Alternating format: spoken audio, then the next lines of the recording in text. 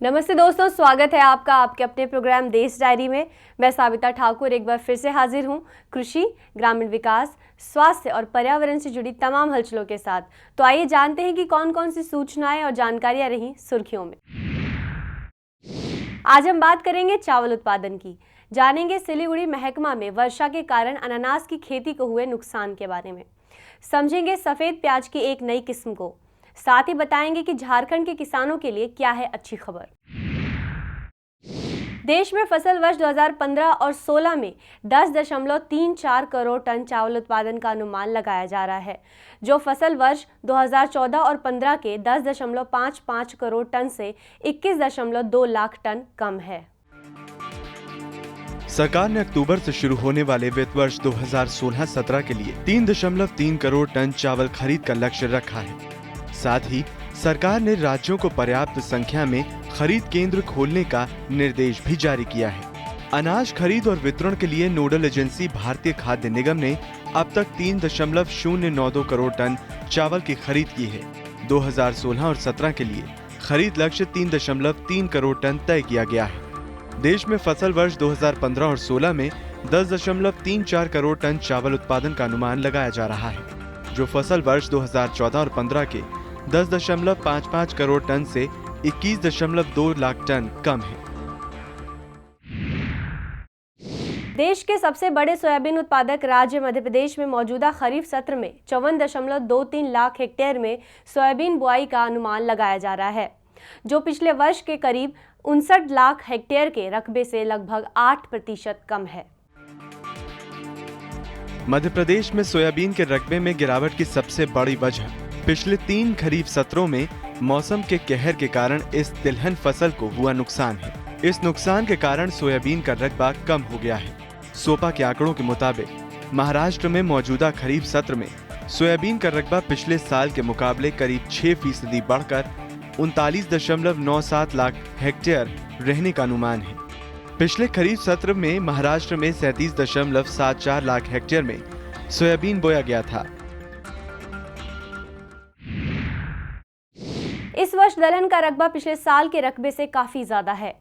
कृषि विभाग के आंकड़ों के मुताबिक 29 जुलाई तक दलहन की बुआई करीब 110.3 लाख हेक्टेयर में हुई है, जो पिछले वर्ष इस समय तक के रकबे से करीब 41% अधिक है। दलहन में अरहर की सबसे ज्यादा रकबे में बुआई की गई है। खरीफ सीजन के दौरान दलहन की बुआई करीब 108 लाख हेक्टेयर में होती है। अरहर की बुआई करीब 42.9 लाख हेक्टेयर में हुई है, जो पिछले साल के रकबे से करीब 68% अधिक है। खरीफ में उगाई जाने वाली मुख्य दालों उड़द, मूंग और कुल्थी के रकबे में पिछले वर्ष के मुकाबले 35%, 48% और 136% बढ़ोतरी हुई है।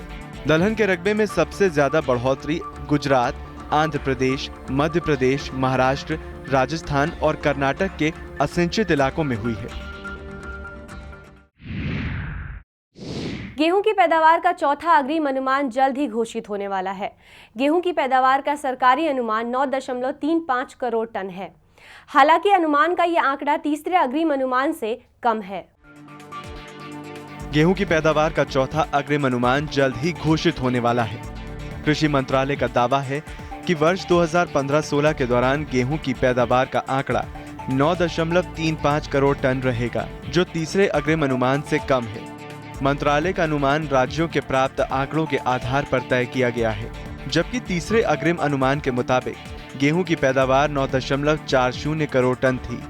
जल्द ही चौथे अग्रिम अनुमान के आंकड़े जारी होने वाले हैं, जिसके मुताबिक पैदावार में संशोधन होगा। सरकार ने खरीद सीजन 2016 और 17 में 3.3 करोड़ टन चावल खरीदने का लक्ष्य तय किया है। ये लक्ष्य चालू वर्ष 2015-16 के लिए तय किए गए लक्ष्य से करीब 10% अधिक और इस वर्ष की वास्तविक चावल खरीद से करीब 7% अधिक है। सरकार ने खरीद सीजन 2016 और 17 में 3.3 करोड़ टन चावल खरीदने का लक्ष्य तय किया है। ये लक्ष्य चालू वर्ष के लिए तय किए गए लक्ष्य से करीब 10% अधिक और इस साल की वास्तविक चावल खरीद से करीब 7% अधिक है। इस वर्ष वास्तविक खरीद 3.1 करोड़ टन रही। गौरतलब है कि खरीद सीजन अक्टूबर से शुरू होगा। असिंचित इलाकों में अच्छी बारिश से दलहन की बुआई बढ़ी है। असिंचित इलाकों में खरीफ सीजन में दलहन फसलों की ही ज्यादा बुआई होती है। केंद्र के एमएसपी बढ़ाने और बफर बनाने के लिए खरीद के वादे का भी अहम योगदान रहा है। पिछले कई दिनों से उत्तर बंगाल के पहाड़ों और समतल इलाकों में भारी बारिश जारी है। एक अनुमान के मुताबिक सिलीगुड़ी महकमा में अनानास की खेती को करीब 1 करोड़ रुपए की क्षति हुई है। अगर बारिश इसी तरह जारी रही तो नुकसान और ज्यादा बढ़ सकता है। पिछले कई दिनों से उत्तर बंगाल के पहाड़ों और समतल इलाकों में भारी बारिश जारी है। बारिश से सब्जियों की खेती और कुछ चाय बागानों के साथ साथ अनानास किसानों को भारी नुकसान का सामना करना पड़ रहा है। अगर बारिश इसी तरह जारी रही तो नुकसान और ज्यादा बढ़ सकता है। सिलीगुड़ी महकमे की विभिन्न नदियों के तटवर्ती इलाकों में बड़े पैमाने पर अनानास की खेती होती है। पिछले कई दिनों से हो रही लगातार बारिश से ये नदियां उफान पर है। कई नदियों का पानी अनानास के खेतों तक पहुंच गया है। इसकी वजह से फसल नष्ट हुई है।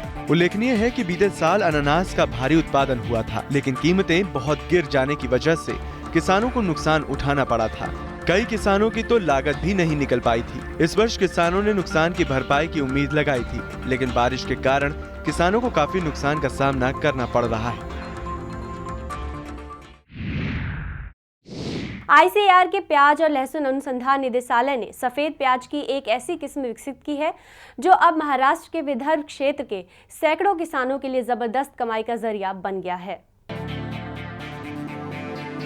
महाराष्ट्र के विदर्भ क्षेत्र के किसान लाल नहीं बल्कि सफेद प्याज की खेती को ज्यादा पसंद कर रहे हैं। आईसीएआर के प्याज और लहसुन अनुसंधान निदेशालय ने सफेद प्याज की एक ऐसी किस्म विकसित की है जो अब विदर्भ के सैकड़ों किसानों के लिए जबरदस्त कमाई का जरिया बन गया है।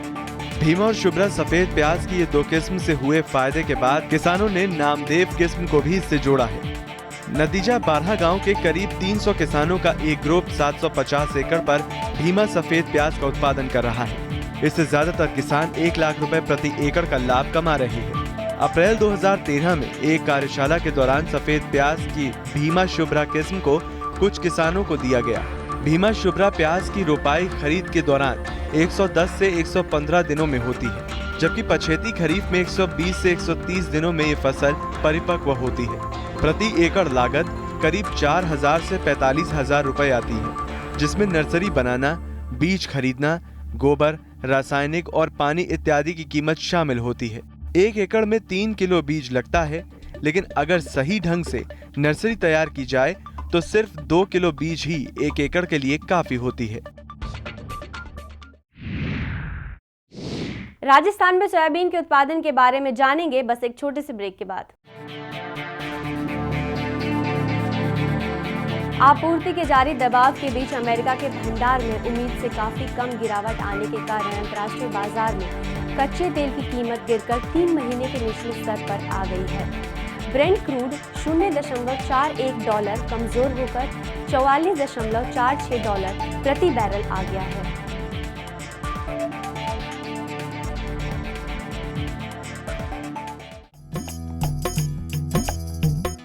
ब्रेक के बाद एक बार फिर से आप सभी का स्वागत है देश डायरी में। पश्चिम बंगाल में पश्चिम बंगाल सरकार ने उत्तरी इलाके के 4 जिलों में 1,20,000 लोगों को राहत सामग्री मुहैया कराई है। सूत्रों के मुताबिक कूच बिहार, जलपाईगुड़ी, अलीपुरद्वार और दार्जिलिंग जिले भारी बारिश से प्रभावित हैं। सिर्फ कूच बिहार में ही 84,000 लोग और लगभग 7,000 घर बाढ़ से प्रभावित हैं। पश्चिम बंगाल सरकार ने उत्तरी इलाकों के 4 जिलों में 1,20,000 लोगों को राहत सामग्री मुहैया कराई है। राज्य सरकार ने अलीपुरद्वार में बाढ़ से प्रभावित 200 लोगों को राहत सामग्री मुहैया कराई है। जलपाईगुड़ी में 28,000 और दार्जिलिंग में 5,627 लोगों को राहत सामग्री मुहैया कराई गई।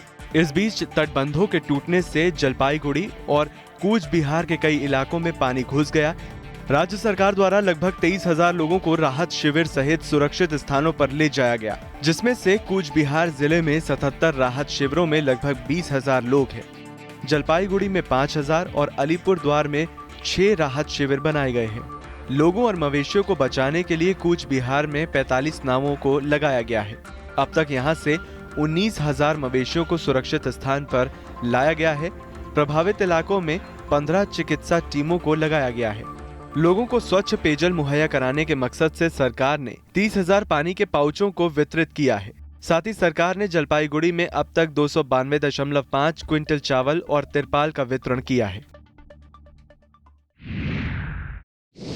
राजस्थान में इस बार सोयाबीन का रकबा 10.50 लाख हेक्टेयर रह सकता है, जो पिछले खरीफ सत्र के 11 लाख हेक्टेयर के रकबे से करीब 5% कम है।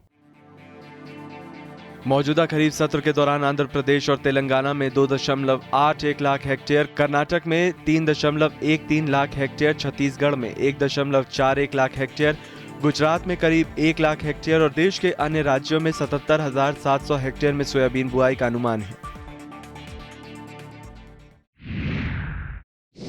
आपूर्ति के जारी दबाव के बीच अमेरिका के भंडार में उम्मीद से काफ़ी कम गिरावट आने के कारण अंतर्राष्ट्रीय बाजार में कच्चे तेल की कीमत गिरकर 3 महीने के निचले स्तर पर आ गई है। ब्रेंट क्रूड $0.41 कमज़ोर होकर $44.46 प्रति बैरल आ गया है। अमेरिकी क्रूड का सितंबर वायदा भी $0.11 गिरकर $42.81 प्रति बैरल है। ये इसका पिछले 3 महीने का निचला स्तर है। अधिक आपूर्ति के दबाव के कारण कच्चे तेल की कीमतें लगातार कम हो रही हैं। इसके अलावा अमेरिकन पेट्रोलियम इंस्टीट्यूट द्वारा जारी साप्ताहिक आंकड़ों के अनुसार 22 जुलाई को समाप्त सप्ताह में अमेरिका में कच्चे तेल भंडार में 8,27,000 बैरल की गिरावट दर्ज की गई। हालांकि इसमें 23 लाख बैरल की कमी आने का अनुमान व्यक्त किया जा रहा है। त्योहारों से पहले चीनी की कीमतों को थामने के लिए सरकार मिलों पर भी स्टॉक लिमिट लगाने पर विचार कर रही है। फिलहाल सिर्फ चीनी कारोबारियों पर ही स्टॉक लिमिट लागू है। त्योहारों से पहले चीनी की कीमतों को थामने के लिए सरकार मिलों पर भी स्टॉक लिमिट लगाने पर विचार कर रही है। फिलहाल सिर्फ चीनी कारोबारियों पर ही स्टॉक लिमिट लागू है। पूरे देश में ये लिमिट 500 टन है, जबकि कोलकाता के लिए 1000 टन की लिमिट है। स्टॉक लिमिट के अलावा सरकार मिलों के लिए रिलीज ऑर्डर की व्यवस्था फिर से शुरू करने पर विचार कर रही है, जिसमें हर मिल को मासिक बिक्री का कोटा मिलता है। सरकार ने इस व्यवस्था को 2013 में खत्म कर दिया था। झारखंड के किसानों के लिए एक अच्छी खबर है। झारखंड सरकार ने कम बारिश के कारण सूखे से प्रभावित किसानों के लिए 1,398 करोड़ रुपए के पैकेज की घोषणा की है। झारखंड के कृषि मंत्री रणधीर सिंह ने कहा है कि राज्य सरकार ने किसानों को 1,398 करोड़ रुपए का पैकेज देने का फैसला किया है। किसानों को डीजल पर 50% सब्सिडी दी जाएगी। 513 करोड़ रुपए की लागत से 700 अस्थायी बांधों का निर्माण किया जाएगा। झारखंड में जुलाई में अच्छी बारिश हुई थी, जिससे धान की फसल बोने का मार्ग प्रशस्त हुआ था। झारखंड के लगभग 95% खेतों में फसल की बुआई की गई थी। अगस्त और सितंबर में हालांकि सामान्य से केवल 20 से 30% ही बारिश हुई, जिसके कारण किसानों के चेहरे मुरझा गए। सिंचाई न होने से धान के खेतों में दरार पड़ गई। राज्य के 122 प्रखंडों में कम बारिश के कारण लगभग 40% धान की फसल बर्बाद हुई है।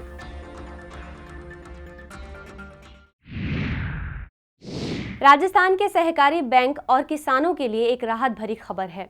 नाबार्ड ने प्रदेश के सहकारी साख ढांचे के लिए फसली ऋणों की सुविधा में 5% बढ़ोतरी कर इसे 45% कर दिया है। इससे सहकारी बैंकों को अब 750 करोड़ रुपए का ज्यादा फायदा मिलेगा। राजस्थान के सहकारी फसली ऋण ढांचे से करीब 50 लाख किसान जुड़े हुए हैं। सहकारिता विभाग इन किसानों को फसल के लिए हर साल बिना ब्याज अल्पकालीन फसल ऋण मुहैया कराता है, लेकिन नाबार्ड इस ऋण के पेटे महज 40% राशि का ही पुनर्भरण करता था, जबकि शेष 60% राशि खुद सहकारी बैंकों को मिलानी होती थी। ऐसे में ऋण की समय पर वसूली न होने से सरकारी बैंकों की वित्तीय हालत खराब हो रही है। देवभूमि में मानसून बारिश आफत बनकर बरस रही है। लगातार हो रही बारिश से डलहौजी, चंबा और ऊपरी इलाकों में खड़ी मक्के की फसल पूरी तरह से खराब हो चुकी है। मानसून की बारिश ने किसानों की मेहनत पर पानी फेर कर रख दिया है। जानकारी के मुताबिक इस फसल पर बारिश का कहर यूं टूटा है कि मानो खेतों में मक्की बीजी ही न गई हो। अब किसान प्रशासन से इस नुकसान की भरपाई की मांग कर रहे हैं। उधर प्रशासन की तरफ से किसानों की बर्बाद फसल पर रिपोर्ट तैयार की जा रही है। प्रशासन का कहना है कि रिपोर्ट तैयार होने के बाद किसानों को मुआवजा मिल जाएगा। इस बार की बरसात ने किसानों की नींद को उड़ा कर रख दिया है। मौसम की मार किसानों पर भारी पड़ रही है। किसानों को उम्मीद थी कि पिछले साल की अपेक्षा उन्हें इस बार काफी अच्छी फसल होगी। भारतीय ज्ञानपीठ के 11वें नवलेखन पुरस्कार के बारे में बताएंगे, लेकिन एक छोटे से ब्रेक के बाद। आयकर विभाग ने सीनियर सिटीजन को राहत देने के लिए उनकी उम्र में 1 दिन की छूट देने का फैसला किया है। इससे उन बुजुर्गों को फायदा मिलेगा जिनका जन्मदिन वित्तीय वर्ष खत्म होने के 1 दिन बाद आता है।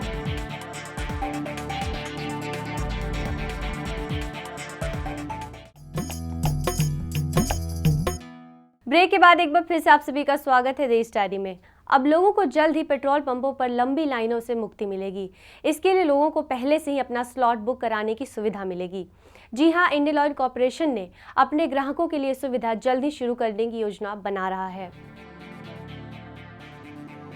आईओसी की योजना के मुताबिक कस्टमर्स फिलिंग स्टेशन पर जाते समय एक स्लॉट बुक कर सकेंगे, जिससे उन्हें लंबी कतार में इंतजार नहीं करना पड़ेगा। फिलिंग स्टेशन में स्टॉल की संख्या दिखाई जाएगी और कस्टमर्स को सही नोजल पर भेजा जाएगा। व्हीकल्स को ऑटोमेटिक आइडेंटिफिकेशन और पेमेंट के लिए रेडियो फ्रीक्वेंसी आइडेंटिफिकेशन टैग दिए जाएंगे। कंपनी अगले 6 महीनों में इसके लिए एक पायलट चलाने की योजना बना रही है। कुछ अन्य फ्यूल रिटेलर्स की तरह आईओसी ने भी मोबाइल वाले प्रोवाइडर्स के साथ टाई अप किया है। इससे कस्टमर्स के लिए फ्यूल की पेमेंट करना आसान हो जाएगा। 4 लेखकों को वर्ष 2015 के लिए भारतीय ज्ञानपीठ का 11वें नवलेखन पुरस्कार से नवाजा गया है। इन लेखकों में 3 लेखक राजस्थान के हैं। 4 लेखकों को वर्ष 2015 के लिए भारतीय ज्ञानपीठ का 11वां नवलेखन पुरस्कार से नवाजा गया है। इन लेखकों में 3 लेखक राजस्थान के हैं। अमरेंदु तिवारी और बलराम कावंत उनके उपन्यास परित्यक्त और सारा मोरेला के लिए सम्मानित किए गए हैं, जबकि ओम नागर और तस्नीम खान क्रमश नीब के चेहरे से और ये मेरे रहनुमा के लिए सम्मानित किया गया है। इस समिति में जाने माने साहित्य हस्तियां जैसे विष्णु नागर, गोविंद प्रसाद और ओम निश्चल शामिल थे। अमलेंदु तिवारी और ओम नागर को 50-50 हजार रुपए, एक प्रमाण पत्र और वाग्देवी की प्रतिमा दी जाएगी। 2 को पुरस्कृत करने के अलावा भारतीय ज्ञानपीठ पुरस्कार पाने वाले 4 लेखकों की कृतियों का प्रकाशन भी किया जाएगा। बिहार में स्थापित राजेंद्र प्रसाद कृषि विश्वविद्यालय पूसा की संपत्तियों को डॉक्टर राजेंद्र प्रसाद केंद्रीय कृषि विश्वविद्यालय के देखरेख में लाने के लिए असेट्स टेकिंग ओवर कमेटी का गठन किया गया है। केंद्रीय कृषि और किसान कल्याण राज्य मंत्री सुदर्शन भगत ने कहा है कि केंद्रीय कृषि और किसान कल्याण मंत्री के प्रयासों से डॉक्टर राजेंद्र प्रसाद केंद्रीय कृषि विश्वविद्यालय पूसा को स्थापित किया गया है, जिसमें पूरे भारत और बिहार के युवा वर्ग कृषि विज्ञान की पढ़ाई कर रहे हैं। इससे बिहार में कृषि उत्पादन को विशेष लाभ भी मिल रहा है और अब इसी कृषि विश्वविद्यालय की संपत्तियों की देखरेख करने के लिए एसेट्स टैंकिंग ओवर कमेटी का गठन किया गया है। राष्ट्रीय विमानन कंपनी एयर इंडिया ने यात्रियों की सुविधाओं के लिए एयरपोर्ट एक्सप्रेस लाइन के नई दिल्ली मेट्रो पर अपने 2 विशेष चेक इन काउंटर खोल दिए हैं। यात्रियों की सुविधाओं के लिए एयर इंडिया ने नई दिल्ली मेट्रो स्टेशन पर चेक इन काउंटर्स खोल दिए हैं। एयर इंडिया के अध्यक्ष और प्रबंध निदेशक अश्वनी लोहानी ने कहा है कि हमने अपने प्रयास को आगे बढ़ाते हुए स्टेशन एयर इंडिया उड़ान सूचना और अतिरिक्त सामान के साथ ही टिकटिंग काउंटर्स बनाए हैं। इससे पहले शहर में चेक इन सुविधा केवल घरेलू क्षेत्र की उड़ानों और कुछ खाड़ी देशों के लिए ही उपलब्ध थी। नए काउंटर्स में अंतर्राष्ट्रीय और घरेलू मार्गों पर यात्रा करने वाले एयर इंडिया के यात्रियों को टिकटें बुक करने, उड़ान संबंधी जानकारी और साथ ही अतिरिक्त सामान के चेक इन की सुविधा मिलेगी। चेक इन सुविधा विमान के उड़ान भरने से 2 घंटे पहले बंद हो जाएगी। नए काउंटर्स तड़के 4 बजे से रात 11:30 बजे तक खुले रहेंगे। आयकर विभाग ने सीनियर सिटीजन को राहत देने के लिए उनकी उम्र में 1 दिन की छूट देने का फैसला किया है।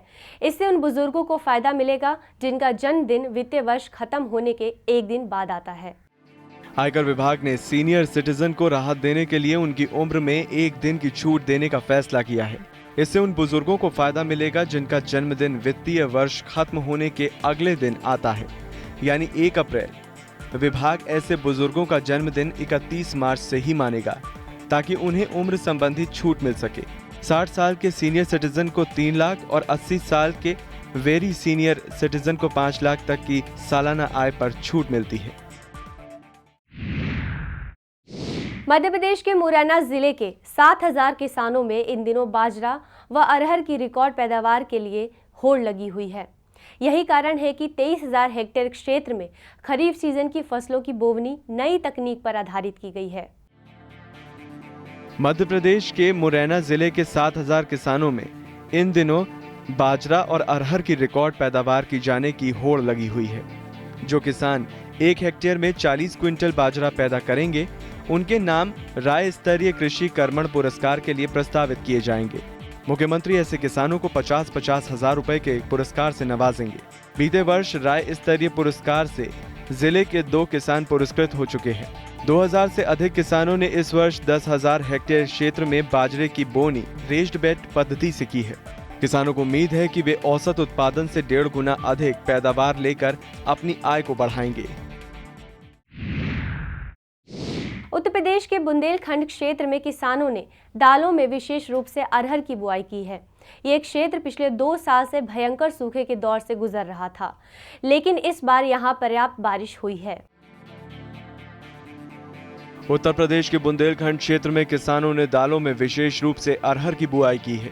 अगस्त के पहले सप्ताह में उत्तर और मध्य भारत में दक्षिण पश्चिम मानसून और अधिक सक्रिय होने के आसार हैं। केंद्र सरकार का अनुमान है कि इस साल दालों का उत्पादन 2 करोड़ टन से अधिक रहेगा, जो पिछले 2 वर्षों में सबसे अधिक होगा। लेकिन अगर बुआई की ये रफ्तार आगे भी जारी रही तो कुल उत्पादन उम्मीद से ज्यादा रह सकता है। आंकड़ों से पता चलता है कि खरीफ फसलों की बुआई करीब 7.99 करोड़ हेक्टेयर में हुई है, जो पिछले साल के रकबे से 6% से अधिक है।